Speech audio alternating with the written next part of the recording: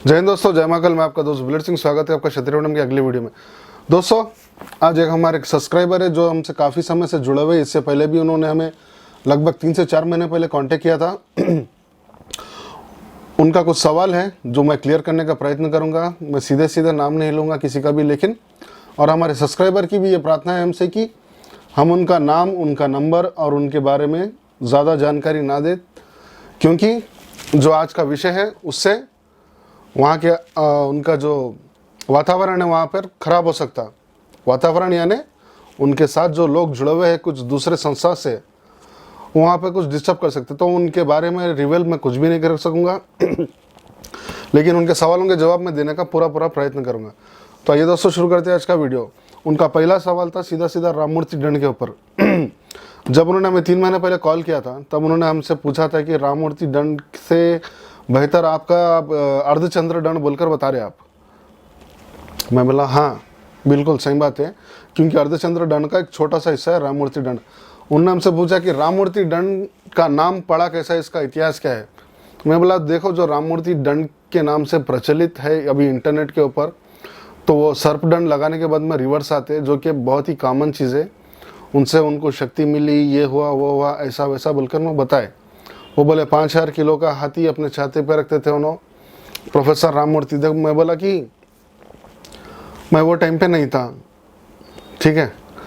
और हाथी इतना बुद्धिमान जीव है, उसको जो सिखाया वो एक बार सीखने के बाद में लाइफ में कभी भी, यानी सबसे ज़्यादा मेमोरी फास्ट अगर किसी जानवर की है तो वो हाथी की है।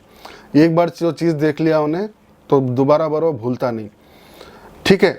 राममूर्ति जी की मैं भी इज्जत करता हूँ। वो भारतीय पहलवान थे, शक्ति का भंडार था उनके अंदर भी। लेकिन मैं जो बताया, मेरा अभ्यास जो प्राचीन समय से है अर्धचंद्र दंड, जिसमें वृश्चिक दंड भी आ रहा, जिससे आपको शक्ति की महान ऊर्जा मिलेंगी। और मैं उनको ये बात बोला कि देखो, ये अपनी अपनी पर्सनल सोच है। वो हमसे पूछे कि वो छोड़ के हम ये क्यों करना। मतलब देखो, ये मेरे को नॉलेज है, मैं ये नॉलेज मेरा शेयर करा। मैं आपके ऊपर ये ज़बरदस्ती थोप रहा हूँ नहीं कि यही अभ्यास आपको करना है, राममूर्ति को भूल जाना है। मैं सिर्फ बताया अर्धचंद्र दंड का एक छोटा सा हिस्सा राममूर्ति दंड। तो उन्होंने कई सारे महीनों से लगे हुए थे अभ्यास के ऊपर, जो मैं उनको बताया था, जो अपने देसी अभ्यास के अंदर आता, अर्धचंद्र दंड और वृश्चिक दंड, वो बताने का उनको प्रयास किया अच्छे से, जिसे उन्होंने 3 से 4 महीने लगातार करने के बाद में हमें कांटेक्ट किया। कांटेक्ट करने के बाद में वो बहुत खुश है, उनको रिजल्ट ज़्यादा आया। साथ ही साथ बात ही बात में निकला कि कुछ एक फारसी व्यायाम बोल के अभी नया शुरू हुआ, फारसी योग, जिसके अंदर एकदम स्लो मोशन से करना है आपको हर अभ्यास। तो मैं बोला ये तो एकदम विपरीत बात है। इसीलिए उनका कुछ वीडियोस में देखा। देखने के बाद में मैं ये लगा कि सबसे पहले तो हर चीज़ के लिए स्पीड रहना ज़रूरी है। एक हद तक कई सारे वीडियोस में वो लोगों का उदाहरण था कि कछुआ 1 मिनट में 5 बार सांस लेता, 6 बार सांस लेता। यानी आप एक दंड लगा रहे तो जिसके लिए आप 5 मिनट का आपको समय लेना है, 5 मिनट का समय लीजिए, 10 मिनट का समय लीजिए, लेकिन ऐसे ऐसे करिए उसको। तो थोड़ा इस विषय के ऊपर मैं आज बोलना चाहूँगा। सबसे पहले उनके कई सारे वीडियोस में शक्ति का प्रदर्शन है, गदाभ्यास है। जिस तरह से अपन गदाभ्यास करते हैं वो अभ्यास 99% अपने से मिलता जुलता है, ठीक है।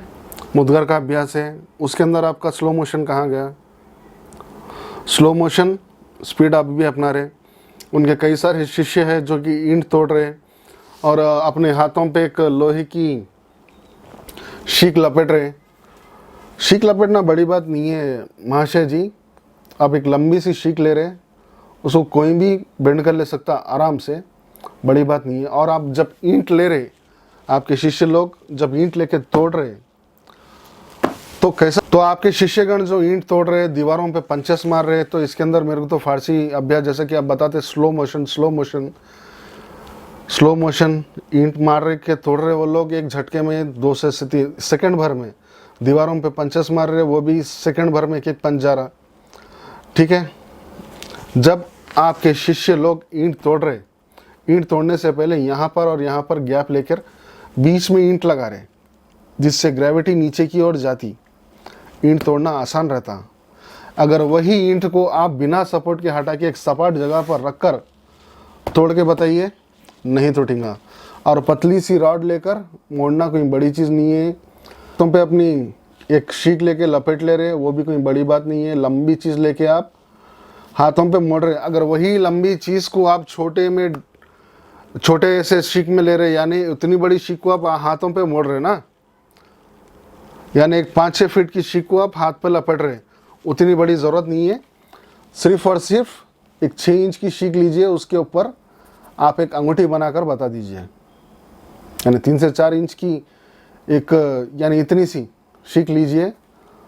कलाई पे नहीं, कलाई तो बहुत बड़ी है, आपकी उंगली, ये छोटी सी उंगली जो है इसके ऊपर लपेट के बता दीजिए, ठीक है। तब आपका फारसी व्यायाम, फारसी योग जो भी है वो सिद्ध रहेगा। लोगों के अंदर एक भ्रांति मत पहुंचाइए। देखिए, जब बजरंगबली भी संजीवनी बुटली लाने गए थे तो यहाँ से उनको, यानी रामेश्वरम से उनको जाना था हिमालय की चोटियों में, और रातों सूर्य उदय से पहले आना था। सूर्य उदय से पहले जब तक बूटी नहीं आती थी तो लक्ष्मण जी के प्राण नहीं बच सकते। यहाँ पर स्पीड मैटर करता है। जो ताकत का आपका प्रदर्शन आप दिखाने की कोशिश कर रहे हो, वो ताकत का प्रदर्शन के लिए भी स्पीड होना पड़ता। प्रदर्शन आप लोगों को करना है, करिए, लेकिन लोगों में कम से कम गलत भ्रांति तो मत पहुंचाइए कि 1 मिनट 5 मिनट में 1 डंड लगाना है। आपको डंड लगाने का सही तरीका बताइए। आप मेरे चाहे तो वीडियोस देखिए, मैं बताया आपको अभ्यास कैसे किया जाता है, डंड कैसे लगाते हैं, बैठक कैसा लगाते हैं, ठीक है ना। श्वासों के ऊपर ध्यान देते हुए जब नीचे जा रहे तब श्वास कैसा लेना, तब ऊपर आ रहे तब श्वास कैसा करना। कुंभक के बारे में मैं कई सारी जानकारी दिया, इसको आप अपनाने की कोशिश पे आते हैं। थोड़ी बहुत स्पीड रहना भी ज़रूरी है दोस्तों। जैसे कि श्वास ले रहे, श्वास छोड़ रहे, उसके ऊपर आपको ध्यान देना है। एक सांस में एक ही अभ्यास, नीचे जाते वक्त का अभ्यास का स्वरूप अलग रहेगा, ऊपर आते वक्त स्वरूप अलग रहेगा। भीतरी कुंभक और बाहर कुंभक, ये 4 चीज़ें करने के बाद ही आपका एक अभ्यास रहेगा। तो आपकी एक श्वास में एक अभ्यास क्षत्रिय प्राणायाम में।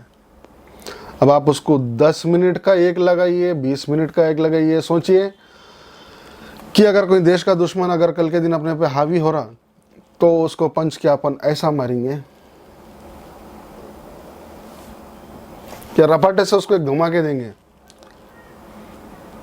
आपका मजल जब डैमेज होगा तभी उन्हें अच्छे से रिपोरेंगा, पहले से ज़्यादा उसके अंदर स्ट्रेंथ आएगा। यानी जो मजल अपन का जो अभ्यास अपन कर रहे हैं, शुरुआत में कई सारे लोगों को 1 हफ्ते तक दर्द नहीं जाता क्योंकि उसके अंदर मजल डैमेज होता उनका। उसके बाद ही जब वो टूटते रहता, टूटने के बाद जैसे जैसे वो रिपेयर होते जाता, उसके बाद में उसके अंदर पहले से ज़्यादा मजबूती आती। और एक बात से नाराज़ हूँ दोस्तों, मैं अपने धर्म के ऊपर भी कुछ अनाप शनाप बकरे, कई सारे वीडियोस में देखा इनके, मैं अनाप शनाप कुछ लगा रहे। तो खैर, मेरा आपको रिक्वेस्ट एक ही है कि हमारे देवी देवताओं के बारे में आप बोलना छोड़ दीजिए, और जो आप सिखा रहे सनातन धर्म को प्रमोट करिए, नहीं बोलकर नहीं। लेकिन हम महाकाल के दीवाने हैं, भगवान बजरंगबली के भक्त हैं, भगवान राम की आराधना करते हैं। इनके ऊपर अगर आप कुछ बोल रहे तो हम लोगों को सही नहीं होगा, ठीक है। तो ये कुछ भ्रांतियाँ थी दोस्तों। यहाँ पर जो युवाएं को मालूम नहीं कि सही प्रकार क्या है, अभ्यास क्या है, योग क्या है, व्यायाम क्या है, प्राणायाम क्या है, क्षत्रिय प्राणायाम क्या है, देख सकते हो लोग। यहाँ पर कुंभक नहीं है आपको, जो ये फारसी व्यायाम बता रहे या फारसी योग जो बता रहे, उसके अंदर ना ही तो कुंभक है, ना ही तो भीतरी कुंभक, ना ही तो बाहरी कुंभक का सही तरीका क्या है, यहाँ पर नॉलेज नहीं है। कछुआ आता, इनके अल्फाज है, कुछ वीडियो में सुना था, इनके कुछ प्लेलिस्ट में। कछुआ आता 1 मिनट में 5 बार सांस लेता, 200 साल जिंदा रहता। कछुआ आता 1 मिनट में 5 बार लेता सांस, 10 बार लेता है, कितनी भी बार लेता, नहीं लेता, लेने के बाद उन्हें जाके रहता है पानी में। जब उसको पानी में जाना है तो उन्हें तीर के जाएगा, ऊपर आना है तो सांस लेने के भी उसको तीर के आना है। कुंभक लगाने के बाद में उन्हें अपने हाथ पैर चला रहा। कछुए का उदाहरण गलत है। और ऐसे इससे झुकना है, बस आपको डंड लगाते हुए झुकना है, बैठक लगाते हुए झुकना है। जब ये आपको सिखाना है तो मुदगर और गधे के अभ्यास के अंदर भी आप वैसे ही बताना था, ऐसे से मुदगर लेके घुमाइए इतने इतने बार, होता आपसे? नहीं होता, नहीं कोई आपके शिष्य से होता। बता दीजिए आपके जो शिष्य अपने हाथ पर कलाई के हाथ के ऊपर लोहे की शीख लेके जो मोटर है, उनको बताइए 20 किलो का मदगर उठा के उसको फारसी योग में ऐसे ऐसे से ऐसे से ऐसे से लेकर आके ऐसा करिए बोल के बोलिए, होगा क्या? नहीं होगा। तो मैं मेरे सब्सक्राइबर के कुछ डाउट क्लियर करना चाह रहा था,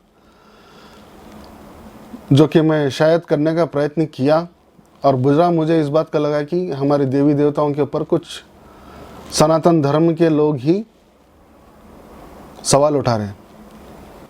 हम चाहते हैं कि देश में कोई भी कमज़ोर नहीं रहना, हर कोई ताकतवर बलवान रहना, हर कोई पहलवान रहना। शोपटप की चीज़ों को आप छोड़ दीजिए। जब आप क्षत्रिय प्रणाम का अभ्यास करेंगे तो आपके अंदर एक ऊर्जा की लहर आपके अंदर दौड़ेंगी। यह हमारी कामना है। बहुत जल्दी मिलते हैं दोस्तों अगले वीडियो में। तब तक के लिए जय हिंद दोस्तों, जय महाकाल।